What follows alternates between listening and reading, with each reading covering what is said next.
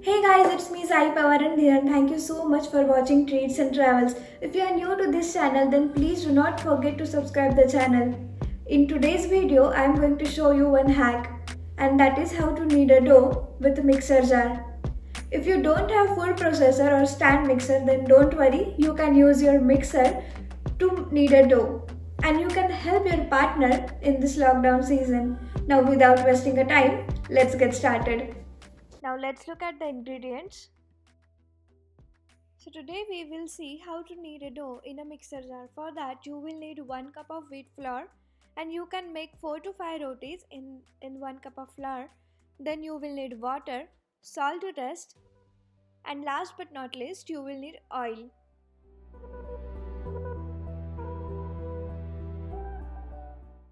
If you don't have stand mixer or food processor, then this video is for you. Now we have to add 1 cup of wheat flour in mixer jar. Now goes in salt to taste. Now adding salt in wheat flour is optional, so if you want to skip, then you can skip it. Now here I am adding half cup of water. So for 1 cup of wheat flour we will need half cup of water.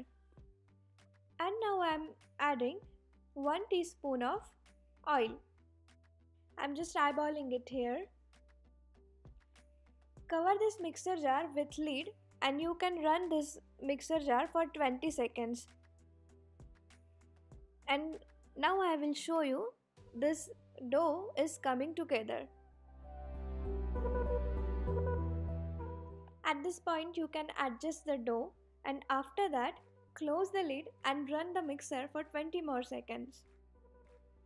Now you can see that we are almost done and our atta is almost all together and it's almost done now. We will run this mixer for 20 more seconds and then it's done.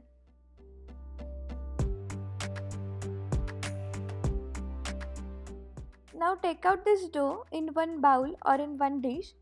And now you have to press this dough with 2 hands and you have to make it more smooth and even. At this point you can sprinkle water over dough or you can use oil to make this dough more even and smoother. Do this step for 15 seconds or so, and after that your dough is ready to make chapatis or roti or puri.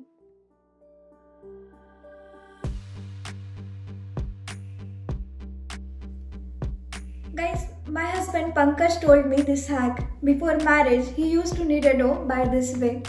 If you like this hack, then do not forget to like, share and subscribe. If you want to know more of such hacks, then let me know in the comment section below. And until my next video, tumsa amsa annadata sukhi bhava. And yes, one more important thing.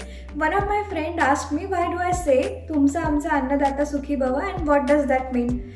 So tumsa amsa annadata means your farmer, grocery shopkeeper and your cook. That is one who cooks meal for you. So everyone should be happy and content. My grandfather used to say this line after each meal. So I also got that habit of saying tumsa amsa annadata sukhi bhava.